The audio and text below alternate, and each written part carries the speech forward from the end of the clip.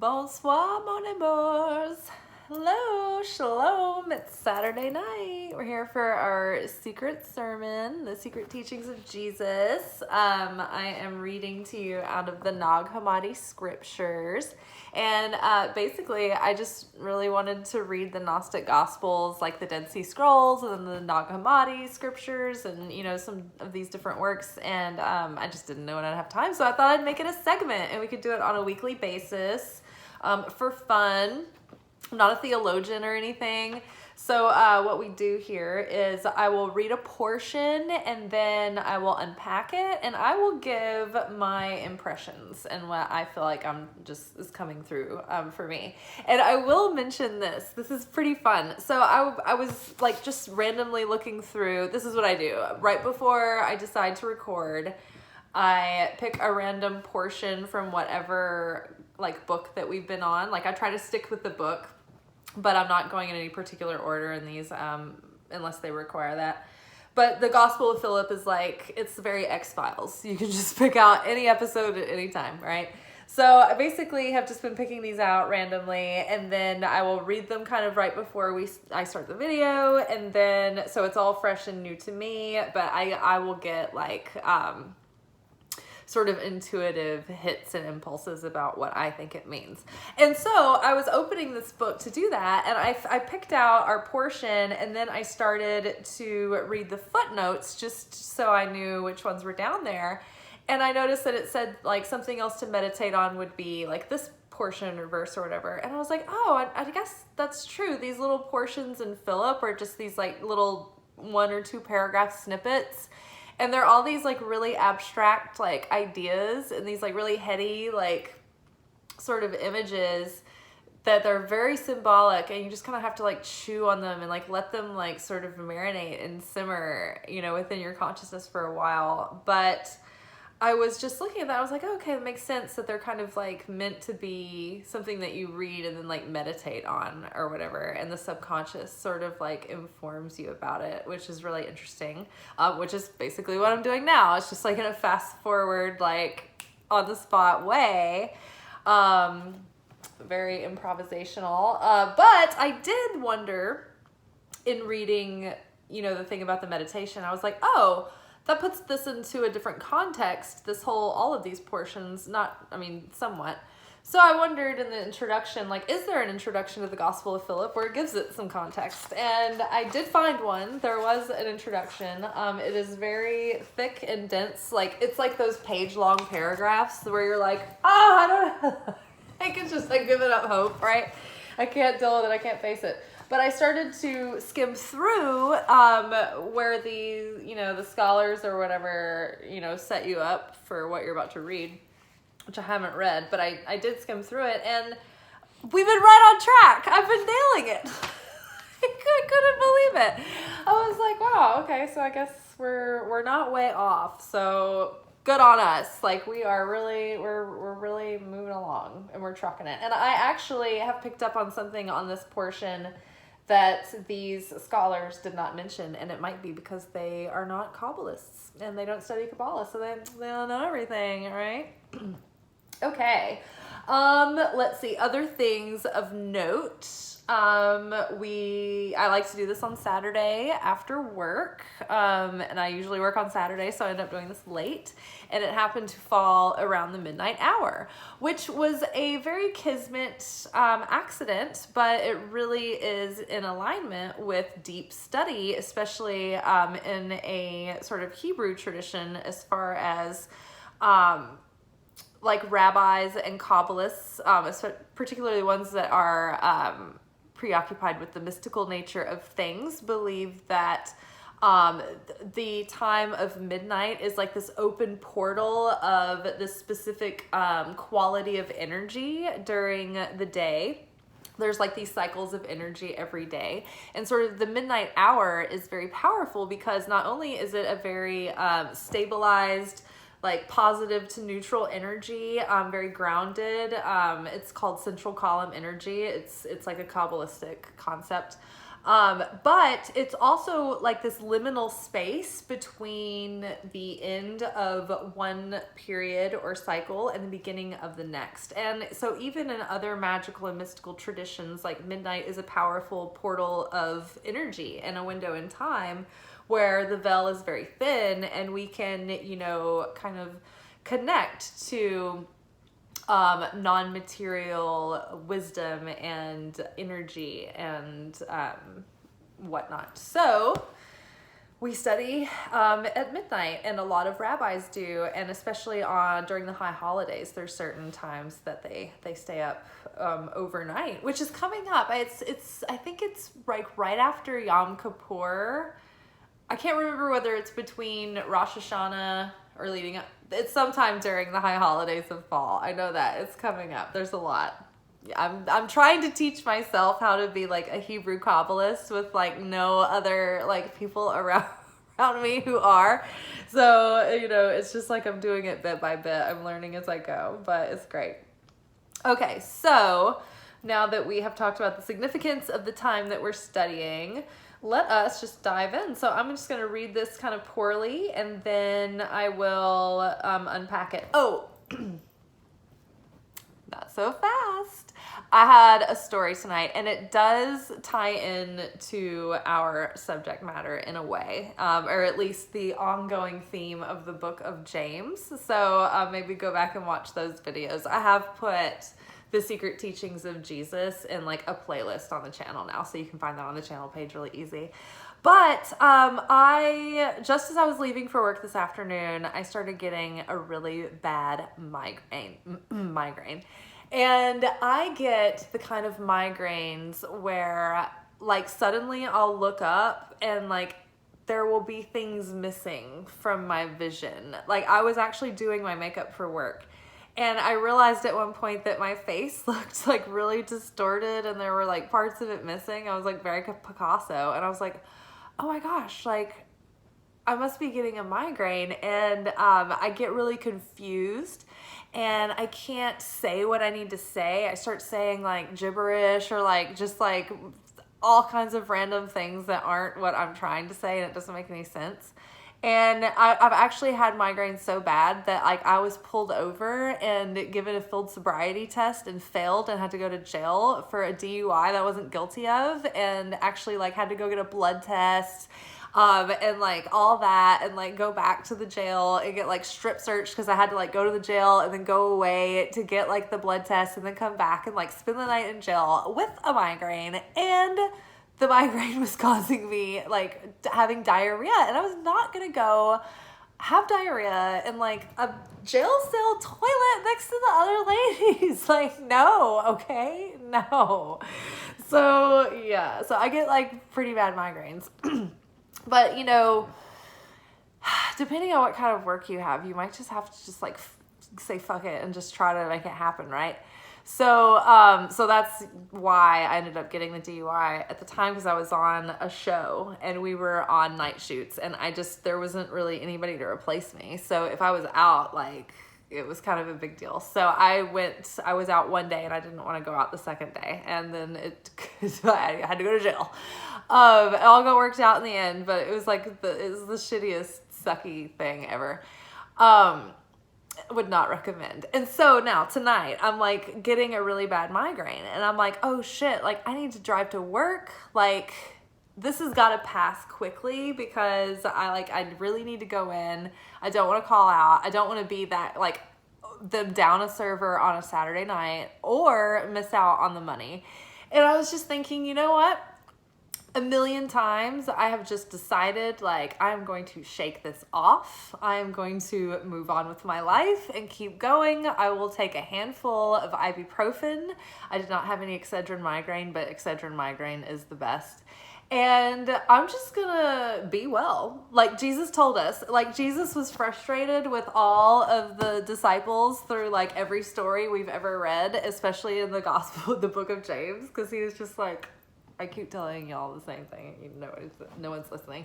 But he keeps saying, like, just be well then. Like, if like, you can, it's a state of mind. Just decide to be there. Like, nothing's stopping you except for your illusion or your belief in the illusion.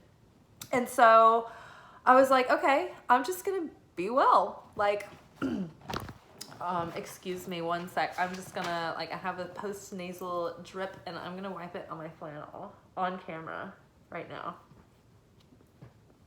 Because I know when I have the sniffles. Okay. But yeah, so I was like, okay, fuck it. I will be well. And I just sort of like said a prayer and declared it was going to be fine. And I went to work, and I had, the visuals were fine by the time I started driving. Like, I wasn't good with like words yet. And I was like, I'm going to have to talk to a table. I'm going to be so confused. I'm going to have to like put their order in and like course it out while everybody from the past is like yelling at people to come run food. It's going to be like, I'm going to be doing this under duress. It's going to be like super World War I vibes, like in the trenches, like hardcore. But I made it through. There was only one weird mistake, and we did get really busy. I was in that room where there's like benefits of being back there, but the timing is weird because like all the reservations always cluster back there at once. So it was rough, but I made it through. The migraine dissipated. It was good enough for me to get through the shift. I only made kind of like one mistake, and it really wasn't like a big mistake on my part.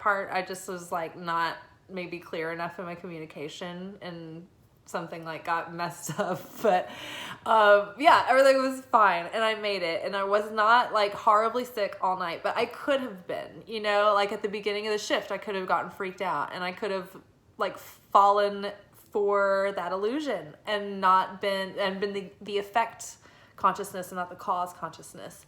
And I could have easily justifiably like let it take me down. Oh, I have a migraine. Oh, I feel like shit. Oh, I'm so disoriented and confused. I can barely see. I'm blind. Like I'm going in blind and I can't talk, and I have to serve tables, and I have to do intricate detailed work and multitask and labor and perform, you know, it'd be dazzling. And I could have been like, no, I have to call out. But, you know, I was like, no, not going to do it. Not going to do it.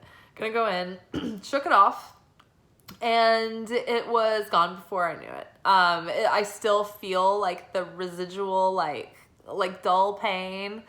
And I was a bit confused and cloudy. But overall, like, it wasn't like I wasn't laying down and like throwing up and like, you know, having to like turn all the lights off and sleep through it and like, you know, pound medication. Like it could have been if I would have leaned into the pain and surrendered into the whole suffering. Like it could have easily gotten worse. But I think because I just didn't need it.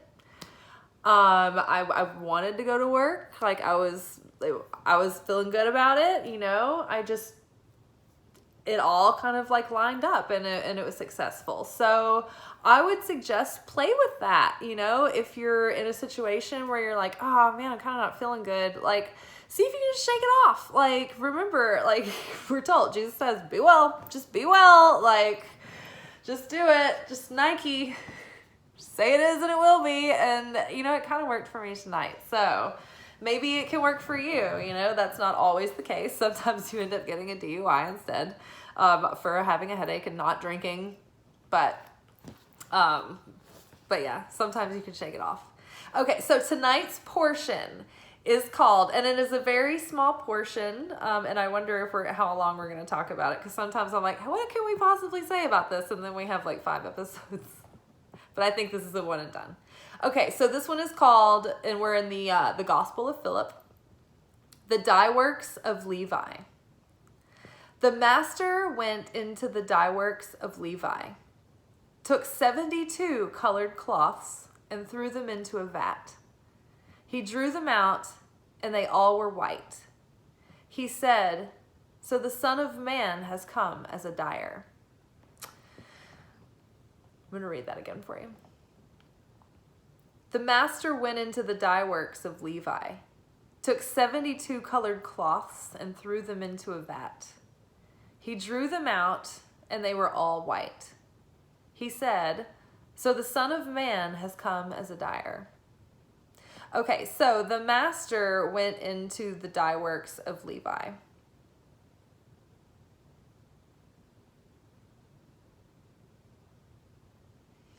I mean, I'm guessing like the master is God, the Holy Spirit, kind of the Holy Spirit because it's the intermediator that does the work, but it's also projected through your consciousness. So it's like the divine you, the higher self, you know, as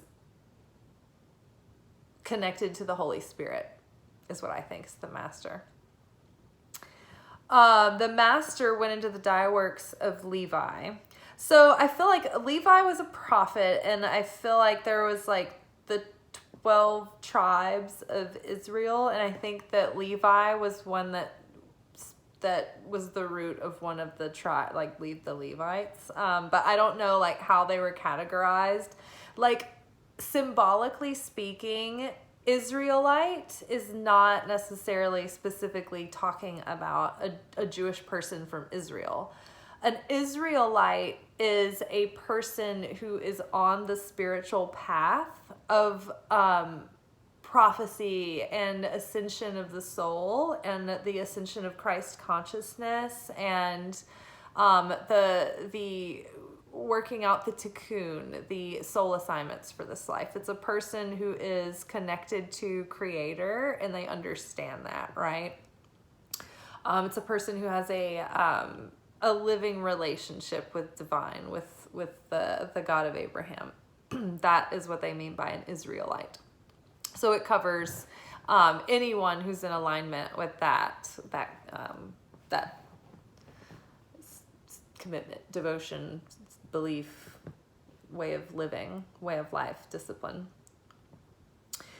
Okay, so I feel that this is like when he says the Die Works of Levi, I feel like this has to do with a certain level of transcendence, like a higher level of consciousness, a higher level of righteousness that has to do with wisdom and understanding and prophecy, maybe beyond like the average Joe, smarter than the average bear. In connection with the upper realms, like has I think that the Yiddish word is de Vegas. I might be messing that up and butchering it. But it's like this understanding that comes from this supernal divine force of Hakma. Wisdom and understanding, Binah and Hakma. The divine supernal mother and father, the supernal divine feminine, the supernal divine masculine, the highest level, the purest abstract, furthest away from any material or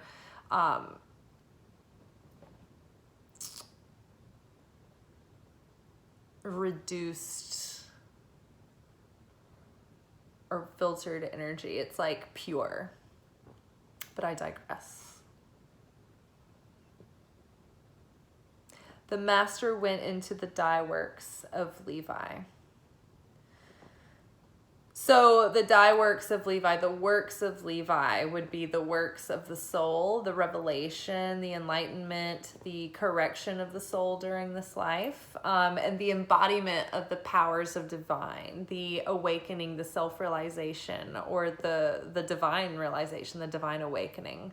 The works, there's a lot of references to works in the Old Testament, and I feel like it's usually talking about the soul work of tikkun, which is basically the assignment, the big playbook, right, for the soul that we carry with us through life after life after life. And each different life, we have these different scenarios and assignments, and we choose, we work out before we come, like who's our parents, where are we going to live, like what buttons are they going to trigger in us and press so that we can expose those shadow parts of ourselves that haven't been evolved over time yet, that are coming up for their turn to have the focus, and it's never about being wrong or broken or faulty. It's just about evolving and fine-tuning and chiseling that marble, like really polishing up that David statue, that masterpiece. The master went into the Die Works of Levi. So the works of the soul over life after life, the transcendence, the dying to the ego, the shedding of those ego layers and those layers of darkness and not understanding or negativity. And took 72 colored cloths and threw them into the vat. And just, okay, before we talk about the 72, so he took 72 colored cloths and threw them into a vat. He drew them out and they were all white. So white is the presence of all color. If you have every color in the spectrum together, it makes pure white light. Very counterintuitive, very crazy. But that pure white light encompasses all the colors of the spectrum. I have my chart. I brought my chart to class, guys. So, all the colors of the spectrum are the spherots, right? This is the tree of life. This is the map of reality. These are the governing forces of the universe. These are the different aspects of the godhead, right? So up here at the top, this is the primordial point, Keter. This is the supernal feminine and masculine that I was just talking about before. So up here, this is very abstract, like we can't even reach this level of consciousness. Here in the middle, this is Christ consciousness. This section here, this is like psychic dream interpretation, like this is like astral psychic talents here. This is the physical material world down here, and then these other things on the sides. They play in, like this is sort of like arts and maths over here. And then this would be like symphony, or sorry, this is like maths and science and language associated with like Mercury. This over here on the feminine side is going to be, oh, actually, sorry, that's reverse. Sorry. Migraine, and I'm looking into a screen and I'm reading backwards. So over here, the Netza across from Had, this is where it's like romance, creativity, arts, symphonies, the muses, right? So there's different powers, different like fleets of angels, like everything imaginable is associated with these different categories, including astrology, planets, the tarot cards, everything. So it's a map of all that is. And so basically, energy comes here from the unmanifest realm and pushes through and condenses into this primordial point where it comes into our experience of reality here, and then filters down like this, going back and forth through these filters. So it's like everything has what came before it, right? It's all contained in the next.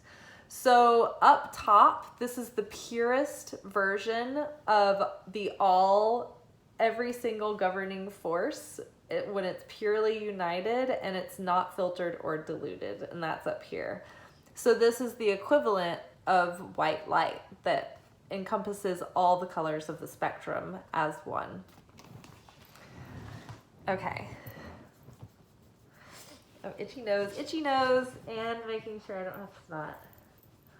Okay, now, don't worry, I'll wash my flannel. Okay, so, I'm going to read that again. The master went into the Dye Works of Levi, took 72 colored cloths, and threw them into the vat. He drew them all out, and they were all white. And they all were white. Okay, so that's kind of saying, like, the Dye Works of Levi, the work of the soul, is to be able to embody and encompass, to have affinity with the light. We are created from all that is. We do embody and encompass all of these things. But it is our work in this life to be able to master being able to draw these unmanifest traits out in us and balance these different virtues so that they're not vices, right? So the self-mastery, practicing self-control, restriction. It's all part of the works, the Die Works of Levi, being able to take all of these beautiful colors of the spectrum, all of these vibrations, all of these powers of God, and be able to unify them as one beautiful machine that works as this united force within us that we can wield and balance, right? Okay, so rewinding back a little bit. The master went into the Dye Works of Levi, took 72 colored cloths. Okay, let me go. There's like a little footnote here. I'll read that first. Okay, so he took 72 colored cloths and threw them all into a vat. So 72 is a traditional number of nations in the world according to Jewish lore. Now, in a physical sense, yes, they're talking about like the different traditional Jewish nations or whatever. In a symbolic sense, they are speaking of like the different nations as far as like different types of people, different levels of consciousness, people who are living in different levels of consciousness. Like when it's talking about, in my Father's kingdom, there are many mansions, right? This would be like the nations of people, like that are, these kinds of people. So, 72 colored cloths and threw them into a vat. And it's like the unity of all people, that we are all one. And like, that's kind of a very like surface level. Like we talk about how there are like 4 levels of understanding of everything in the Bible, everything in the Torah, everything in the Old Testament and the New Testament. It's like, there's like these material, mundane, practical understanding. And then there's like an emotional level. And then there's like this like kind of a soulful spiritual level that deals with the heart. And then there's like a metaphysical level that deals with like soul correction and spirit, right? And so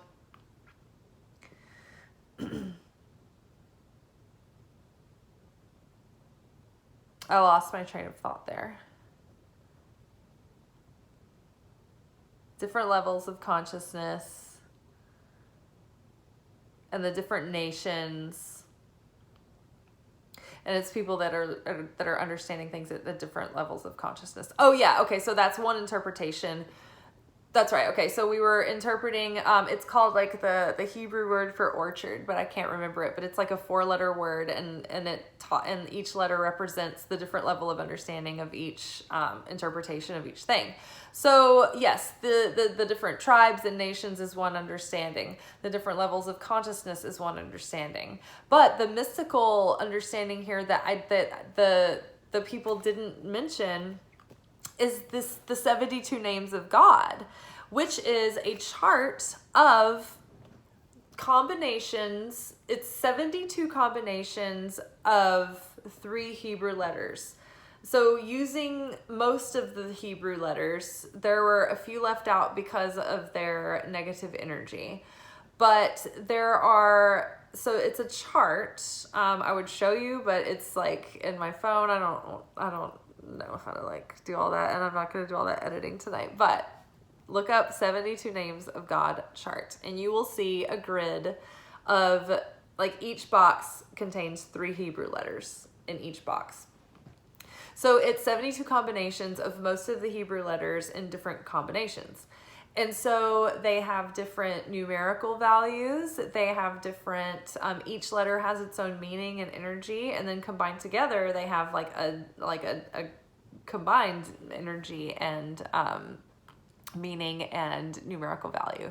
And so these 72 names of God are basically like the governing forces and powers of God that you can call upon by looking at the letters, as the Hebrew letters are like a spiritual technology. They're like building blocks of the universe. They're like these packets of energy with like a very specific distilled like flavor to them. So so you can look at these letters, and like saying them releases a lot of energy. So I like energy costs experience. So, it might be good to just like scan them at first, but you can say them out loud or whatever if you'd like. But yeah, so you would read them, scan the Hebrew from right to left, but you'll read the English interpretation like regular, like in English. But I like to scan those like the whole chart, but then I will pick out certain ones that I'll focus on for longer. So yeah, so the 72 names of God are like each represents a certain power of God. And so you can meditate on that name for that power. And it is said that like that's what Moses used, that prayer, the 72 names of God, to part the Red Sea. There are other examples of this, but I don't want to go too much into it. But just so you know, there is, I believe that has to do with this. It's like he took 72 colored cloths and threw them into a vat. So it's like he took all the powers of the universe. He took all the 72 names of God, all the powers of God, and threw them all together.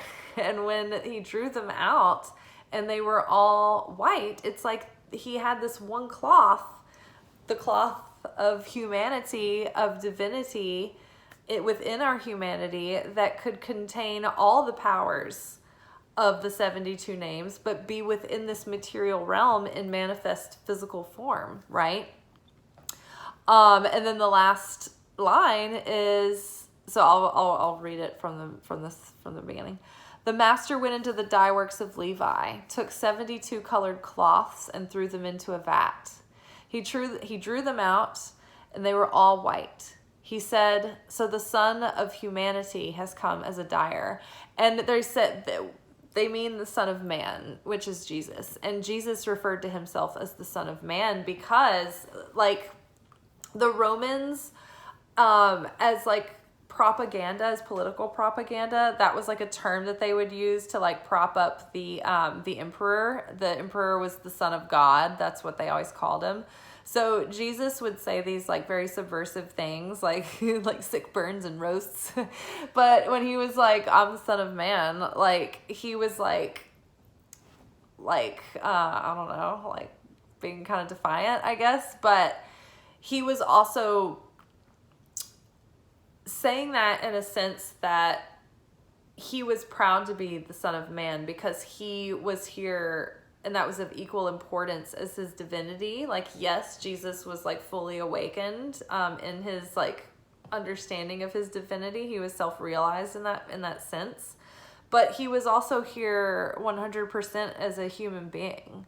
He was just as human as anything else. And so that's what made Jesus particularly powerful and have the ability to sacrifice himself and like do these things, because he's part of mankind. He has that compassion. He has the, his mortality on the line, or at least the illusion of it, right? We're all offered an opportunity to overcome the illusion of our mortality. Be well. Like, just keep living. Or just understand that like when we like get rid of this one cloth, we will be sans cloth for a moment, and then we will be given another cloth, and it will have all the 72 colors, and it will be white. But yeah, so the Son of Humanity has come as a dyer. Yes. And so what that means is that the Son of Man, Christ, came here to transform us using these powers of God embodied as a divine human being that could use his vibration and influence to transform people, to lift them up, to help them take on the qualities of these vibrations of the 72 names, right? By being here, his vibration uplifted humanity. Even if he just passed through, his energy field was so strong and so eternal and so sustained and unwavering that it would have to cause people to spontaneously up level a bit, So yes, the Son of Humanity has come as a dyer. His influence is still this powerful after 2,000 years. You know, he has changed mankind and left an impression, prompted a transformation, an awakening of consciousness, that enhances the quality of the original thing. So yeah, I think we're done. I think that's it. I think that is plenty. What are we at? 36 minutes? It's hard to get out of one of these without it being a 45-minute shindig, but I think that was really good. I really enjoyed this tonight. I loved that 72 hint that even the scholars, they didn't know what's up. Secret sermons. All right, y'all, be good, but not too good. Ciao.